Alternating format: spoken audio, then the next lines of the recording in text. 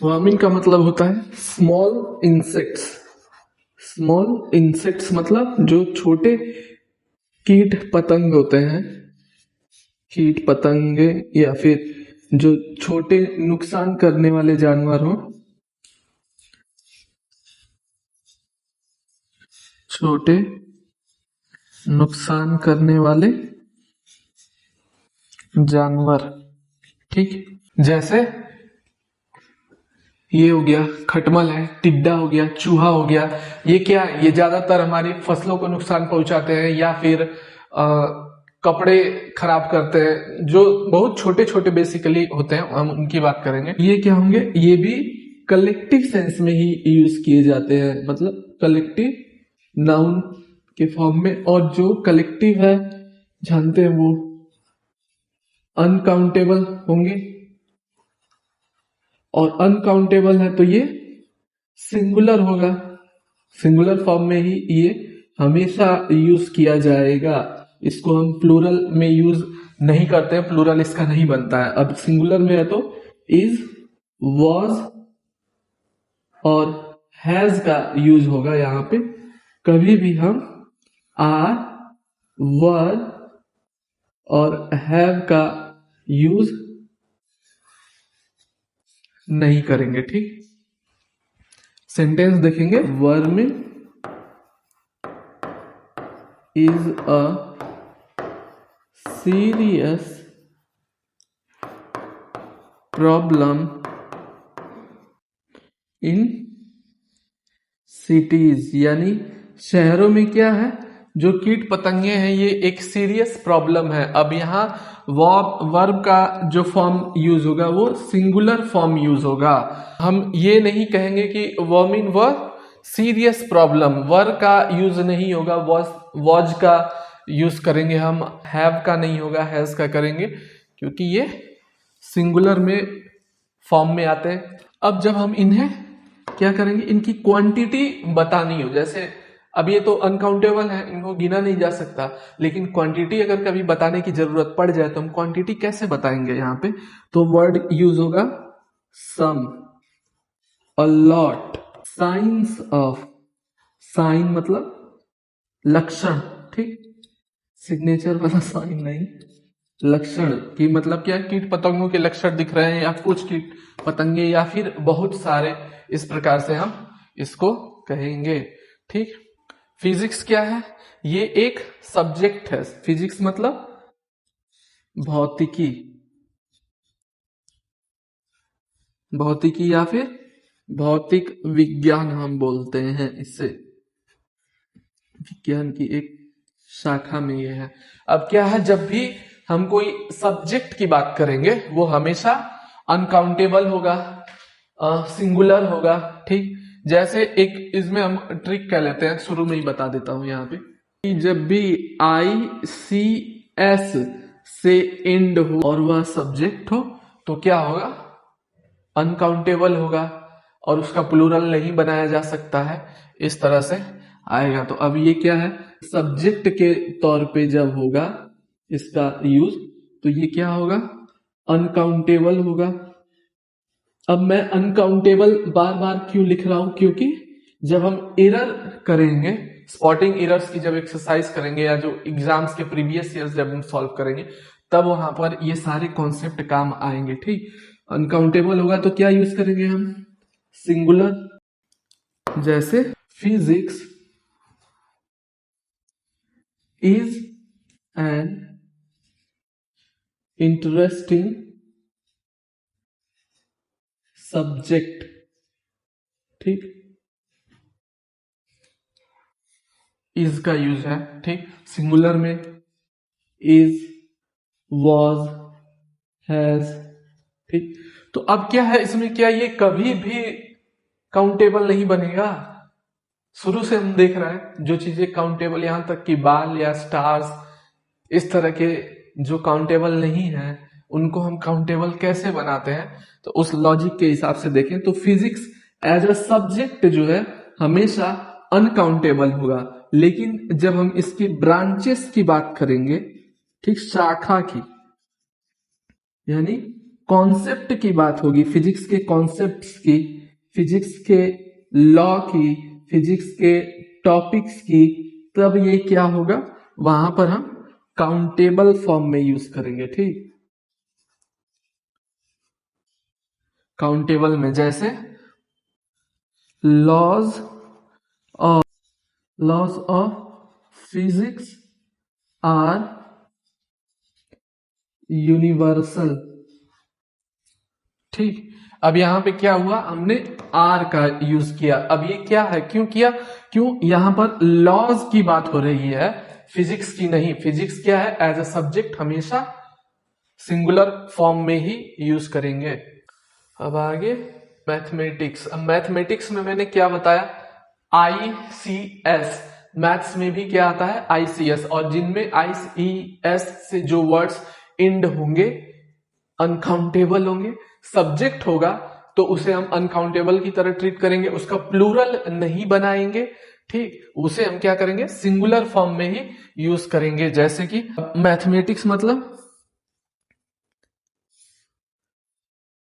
सभी जानते हैं गणित। अब ये क्या है, एक सब्जेक्ट है। ठीक, इसका भी एंड ICS से होता है, यानी सब्जेक्ट है, सब्जेक्ट के तौर पे ये अनकाउंटेबल होगा, अनकाउंटेबल होगा तो ये सिंगुलर होगा। ठीक, और सिंगुलर होगा तो इज, वॉज और हैज के तरह के हेल्पिंग वर्ब का यूज करेंगे। वर, आर, हैव ऐसे शब्दों का यूज नहीं करेंगे। जहां भी अगर ऐसा कुछ दिखे तो वो गलत होगा। ठीक, मैथमेटिक्स में एस यहां भी दिखता है लास्ट में कि एस है, लेकिन उससे फर्क नहीं पड़ता।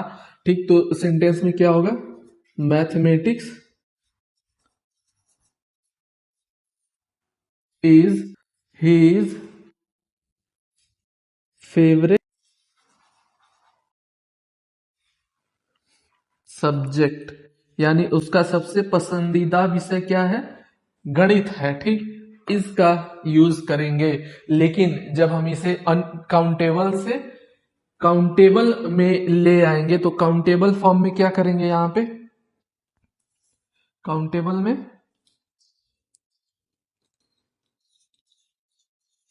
क्या बात की जाएगी, काउंटेबल में ब्रांच की बात होगी। ठीक, यानी शाखा की, पेड़ वाला शाखा की नहीं, सब्जेक्ट वाले शाखा। प्रॉब्लम्स, जैसे मैथमेटिकल प्रॉब्लम्स आते हैं, टॉपिक्स हो गए। ठीक, हिसाब किताब हो गए, जैसे हम जो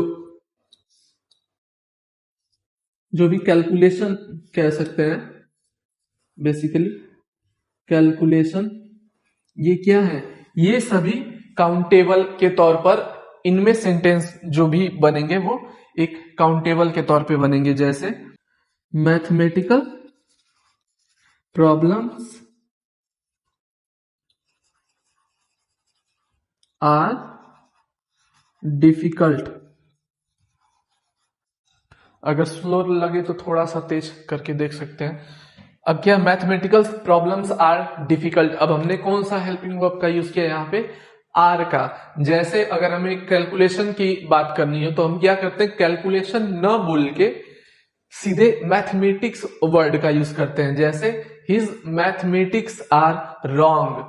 ठीक, यहां भी हमने क्या किया है, मैथमेटिक्स का यूज किया है, लेकिन यहां हम हिसाब किताब की बात कर रहे हैं, सब्जेक्ट की नहीं। यानी उसका जो कैलकुलेशन है, उसका जो हिसाब किताब जो उसने किया है वह गलत किया है, इसको हम बोल सकते हैं हिज मैथमेटिक्स आर रॉन्ग। लेकिन जब एक एज अ सब्जेक्ट मैथमेटिक्स का यूज करेंगे तो ये सिंगुलर होगा, अनकाउंटेबल होगा। ठीक, इकोनॉमिक्स मतलब अर्थशास्त्र, यानी धन, वितरण, उपभोग, इनका क्या होता है, अध्ययन जिसमें किया जाता है उसे हम क्या कहते हैं, इकोनॉमिक्स। अब इतना हिंदी लिखने का मतलब यही है कि इनका यूज भी होगा, इसलिए मैंने इतनी सारी हिंदी लिखी। अब क्या है, इकोनॉमिक्स ICS, तो क्या होगा ये, एज अ सब्जेक्ट अनकाउंटेबल की श्रेणी में आएगा। ठीक, अनकाउंटेबल। और जब ये अनकाउंटेबल होगा तो क्या होगा, सिंगुलर होगा। और सिंगुलर में वर्ब, हेल्पिंग वर्ब कौन सी आएगी, इज, वॉज और हैज। क्या नहीं आएगा, आर, वर और हैव, ये यूज नहीं करते हैं। कब करते हैं इसको भी देखेंगे, क्योंकि ये क्या है, अनकाउंटेबल्स के सेंस में है। लेकिन जब हम काउंटेबल की बात करेंगे तो वहां पर क्या होगा, ब्रांच। ब्रांचेस क्या है, प्लान्स हो गए, ठीक, टॉपिक्स हो गया, प्रोजेक्ट जो इकोनॉमिक्स प्रोजेक्ट होते हैं, प्रैक्टिकल्स जो किए जाते हैं, उनकी जब हम बात करेंगे तो क्या होगा, काउंटेबल फॉर्म में यूज होगा। जैसे economics is a difficult subject. अब यहां क्या यूज हुआ है, इज यूज हुआ है। अब जब हम इसे काउंटेबल के फॉर्म में लाएंगे तो क्या लिखेंगे, economics of this project are complicated. यानी इस प्रोजेक्ट के जो इकोनॉमिक्स है, मैंने क्या कहा था कि इकोनॉमिक्स वर्ड का यूज हम करेंगे, कहां करेंगे, वितरण में, उपभोग में, स्टडी में, इस तरह के वर्ड्स जहां आएंगे तो ऑल इन वन हम क्या कहेंगे यहां पे, कि जहां भी ICS का यूज होगा, जिसमें भी इकोनॉमिक्स में यहां हम खास करके बात कर रहे हैं, तो जब ये सब्जेक्ट के तौर पे होगा तो सिंगुलर होगा, ठीक। और यही जब इकोनॉमिक्स ऑफ जहां जुड़े, ठीक, इकोनॉमिक्स ऑफ की बात क्यों किया, तो ये क्या होगा, प्लूरल होगा, ठीक। अब यहां पर इकोनॉमिक्स ऑफ की बात क्यों किया, क्योंकि इकोनॉमिक्स ऑफ करके ही सेंटेंस बनेगा जब वर्ड यूज किया जाएगा इकोनॉमिक्स, ठीक। वैसे नहीं बनेगा, अगर वैसे बनता है तो सिंगुलर फॉर्म में बनेगा। एथिक्स यानी नैतिकता, नैतिक शिक्षा, ठीक, यानी जो मूल्यों की बात जहां हम करते हैं, जब हम छोटे थे तो क्या करते थे, नैतिक शिक्षा की एक बुक आती है बच्चों की, खास करके गवर्नमेंट स्कूल्स में ये दी जाती है। उसमें अच्छी अच्छी स्टोरी होती है, लगभग सबके पसंद की किताब होती है ये। तो एथिक्स में क्या है, एथिक्स में भी ICS लगा है, जो हमारे लिए आसान है इसे पकड़ना कि ये अनकाउंटेबल है। कब होगा, जब ये as a subject, branch of study, subject की तरह जब होगा तो ये क्या होगा, अनकाउंटेबल। अनकाउंटेबल होगा तो सिंगुलर, और सिंगुलर होगा तो वर्ब, हेल्पिंग वर्ब क्या होगा, इज, वॉज और हैज, ठीक। और जब यह एक हो गया, दूसरा ये प्लूरल कब होगा, क्योंकि ये कॉन्टेक्स्ट बेस्ड है, तो प्लूरल कब हम इसका बनाएंगे, जब मोरल रूल्स की बात होगी, यानी नैतिक मूल्यों की बात होगी, या फिर प्रिंसिपल्स की बात की जाएगी, यानी सिद्धांतों की बात हम जब करेंगे तब ये क्या होगा, वहां पे ये काउंटेबल के फॉर्म में आएगा। और जब हम जानते हैं काउंटेबल होगा तो ये प्लूरल होगा, और प्लूरल होगा तो आर, हैव और वर्ब जैसे हेल्पिंग वर्ब का यूज किया जाएगा, यानी एस या ईएस। अब आप यहां पर अपने भड़ास निकाल सकते हैं एस या ईएस का यूज करके, क्योंकि ये अभी तक सिंगुलर ही चलते हैं। तो ये क्या है, कॉन्टेक्स्ट बेस्ड है, ठीक। सब्जेक्ट के तौर पे जब आएगा तो सिंगुलर होगा, और जब प्रिंसिपल्स की बात होगी, मोरल्स की बात होगी, मोरल वैल्यूज की बात होगी तो प्लूरल के तौर पे ट्रीट करेंगे। जैसे सेंटेंस में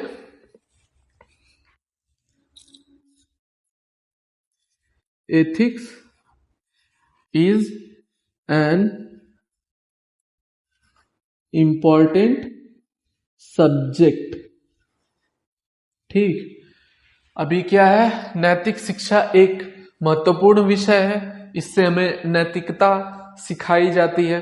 कोशिश तो फिलहाल यही की जाती है कि कुछ सीखें लोग। यूपीएससी वगैरह में ये एज अ सब्जेक्ट पूरा ट्रीट किया जाता है, इसको पढ़ना आजकल बहुत कंपलसरी हो गया है उसमें। तो प्लूरल के तौर पे देखेंगे तो his ethics are very strong. समझ गए, यानी ये सिंगुलर है और ये प्लूरल है।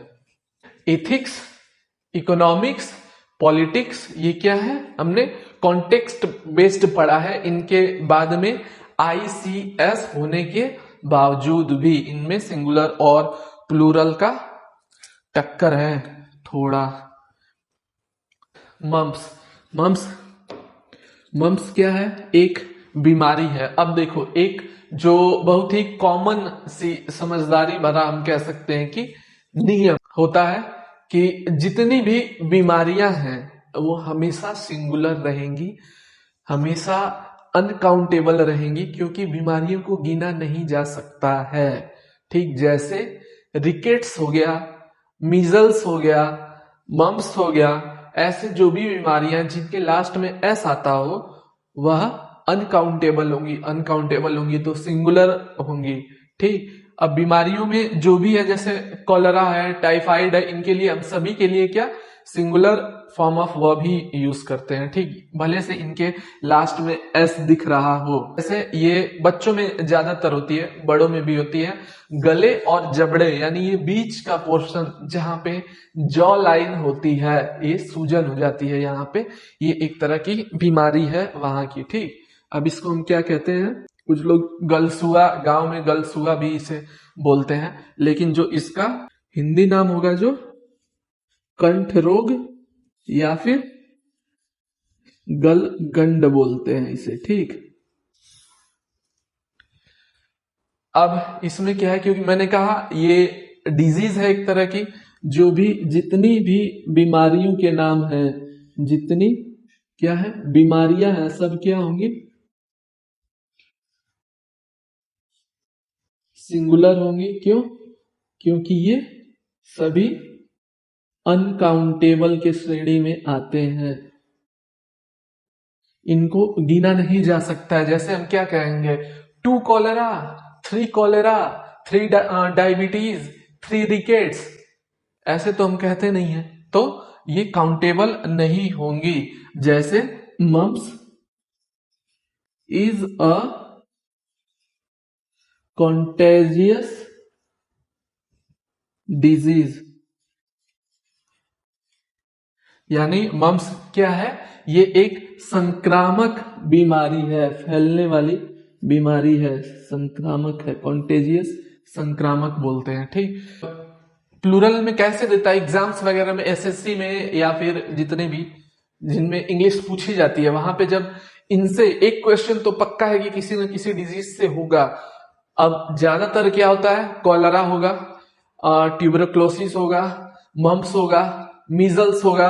क्यों? क्योंकि ये देखने में हमेशा प्लूरल लगते हैं। मीजल्स में क्या है, ईएस हमें लगता है कि मीजल है, इसमें तो ईएस लगा है, एस लगा है, तो ये प्लूरल होगा। लेकिन वहीं पे गड़बड़ी हो जाती है हमसे, क्योंकि ये हमेशा 100% मम्स, मीजल्स, रिकेट्स, जो भी डिजीज है इस तरह की, वो क्या है अनकाउंटेबल होंगी, और जो अनकाउंटेबल होंगी हम जानते हैं वो क्या होगा, सिंगुलर होगा। जैसे में मम्स, अब क्या है, ये मम एस लगा दिया मैंने, तो ये मत समझना कि ये प्लूरल है, नाम ही इसका ही है, मम्स आर स्प्रेडिंग। अभी यहां पे गलती कहां पे है, कौन सा गलत है पोर्शन इसका, 1 2 3 कौन सा, सिंपल सी बात है, यहां पे आर नहीं आएगा, यहां क्या होगा, इज होगा। ठीक, अब मीजल्स, मीजल्स में क्या है, यहां भी एस लगा है, ठीक, अब ये देखने में क्या होगा, अब इसे क्या, मीजल्स को हिंदी में हम कहते क्या है, तो इसको हम खसरा बोलते हैं। ठीक, बीमारी होती है जहाँ पे बॉडी पे ऐसे रेड रेड दाने हो जाते हैं पूरे शरीर पे, बच्चों में हम देखते हैं काफी ज्यादा ये फैलने वाली बीमारी है। ठीक, अब इसके लक्षण मैं यहाँ नहीं बताऊंगा क्या होता है इसको भी हम जानते हैं डिजीज है, डिजीज है तो क्या होगा, जब बीमारी का नाम है तो ये अनकाउंटेबल होगा, अनकाउंटेबल होगा तो सिंगुलर वर्ब लेगा, और सिंगुलर वर्ब लेगा तो इज, वॉज और हैज जैसे शब्दों का यूज होगा। इसमें हम प्लूरल के सेंस में इसमें बात नहीं करते हैं। ठीक, क्योंकि वैसे आता ही नहीं है, क्वेश्चंस वैसे देता है कि measles are contagious disease, measles are very dangerous, या फिर डिजीज या मीजल्स आर स्प्रेडिंग, ऐसे करके। तो ये सब क्या होते हैं, गलत सेंटेंस होते हैं। जैसे कुछ सेंटेंस हम देखते हैं, मीजल्स आर स्प्रेडिंग। ठीक, मीजल्स आर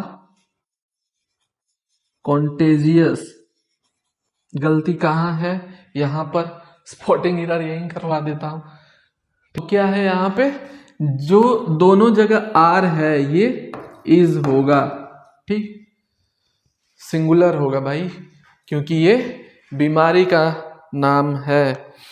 अब यहां पर हम एक पॉइंट देखते हैं कि जो भी बीमारियां होती हैं, जितने भी बीमारियों के नाम हैं, वो क्या होगा, सिंगुलर होगा। जैसे बीमारियां, जैसे mumps, measles, rickets, diabetes, tuberculosis यानी टीबी, इनमें एस है लास्ट में, सब में एस आया है। लेकिन क्या उससे ये प्लूरल हो जाते हैं, नहीं, ये क्या होंगे, हमेशा सिंगुलर फॉर्म ऑफ वर्ब ही लेगा। इसको मान के चलो कि 100% ये सिंगुलर ही जाएगा। ठीक, इनको पकड़ के रखो, क्योंकि बीमारियां सिंगुलर होती हैं, ये अनकाउंटेबल होती हैं। 4 बार वही बात लिखने का कोई मतलब नहीं है, एक कॉन्सेप्ट है। और ये क्या है, एक तरह का गेम है।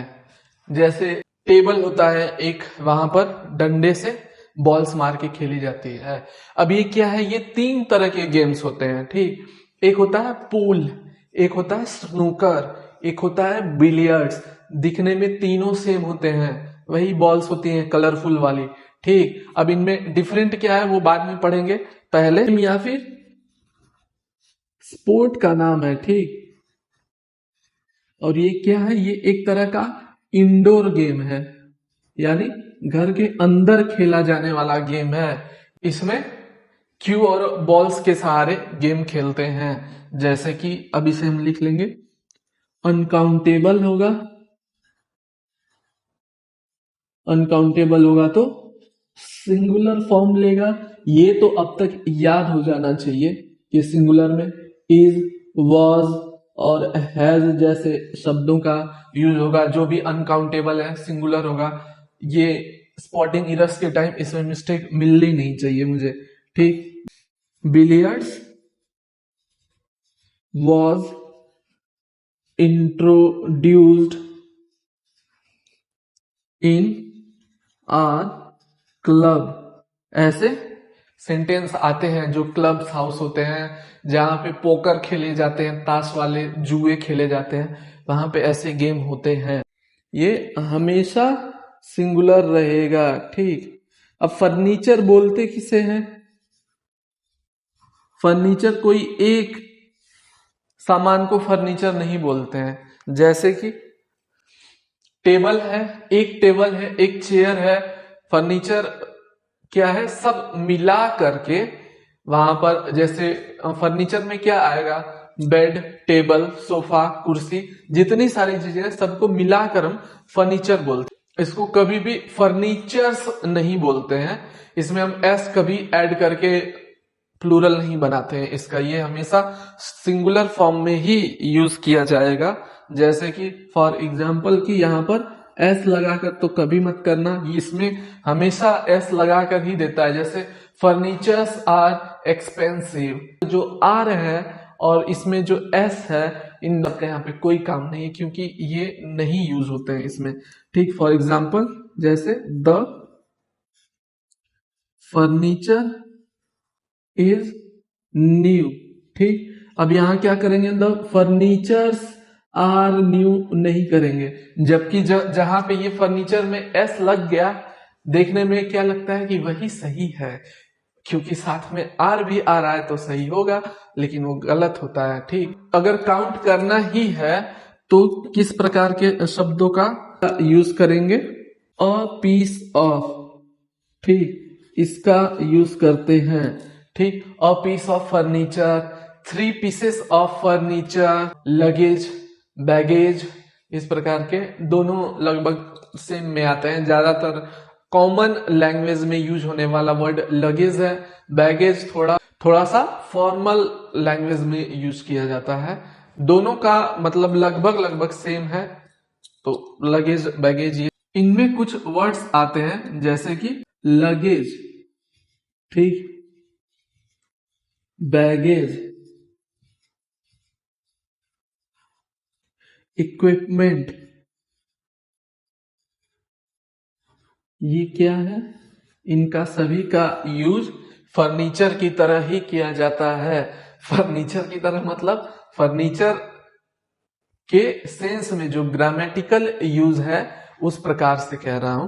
ठीक, फर्नीचर एक अनकाउंटेबल नाउन है और हमेशा सिंगुलर वर्ब ही कैरी करेगा अपने साथ, इसको मान के चलो, 100% मान के चलो। इसके साथ एस, वही बात है बार बार। तो आज की क्लास यहीं तक रखते हैं। चैनल को लाइक, सब्सक्राइब और शेयर जरूर करें। अभी इनमें और भी बहुत सारे वर्ड्स हैं जैसे इंफॉर्मेशन, एडवाइस और सिल्वर, गोल्ड, इस तरह के बहुत सारे ऐसे वर्ड्स जो दिखने में तो सिंगुलर होते हैं, यूज में प्लूरल हो जाते हैं, दिखने में प्लूरल होते हैं, यूज में सिंगुलर हो जाते हैं। कुछ कॉन्टेक्स्ट बेस्ड होते हैं, जैसे मैंने क्या बताया था कि जहां भी ICS आता है उसका रूल, जबकि बाद में जब कॉन्टेक्स्ट बेस्ड पे वो आ रहे थे तो उनमें सिंगुलर प्लूरल यानी काउंटेबल अनकाउंटेबल वो दोनों में डिवाइड हो जा रहे थे। ठीक, तो उनका यूज थोड़ा डिटेल में हमने देखा।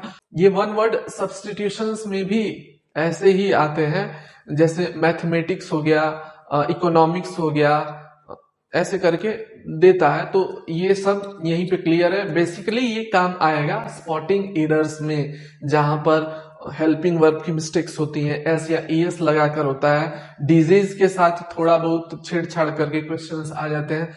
ये कॉन्सेप्ट जो है अगर आपको पता है तो ये आपके लिए बहुत फायदेमंद होगा। तो अगली क्लास में हम देखेंगे और भी ऐसे बहुत सारे वर्ड्स हैं, हालांकि उनको हम ग्रुप में देखेंगे, एक ही बार ऐसे एक एक करके काफी टाइम लगता है। ठीक, जैसे कि कितने सारे वर्ड्स हैं, इतने 10 वर्ड हैं जिनके साथ में एस लगता है तो ये सिंगुलर होते हैं, अनकाउंटेबल होते हैं, वैसे करके हम खत्म कर देंगे अगली क्लास में ये पूरा समाप्त। तो चैनल को लाइक, सब्सक्राइब और शेयर जरूर करें। Thank you.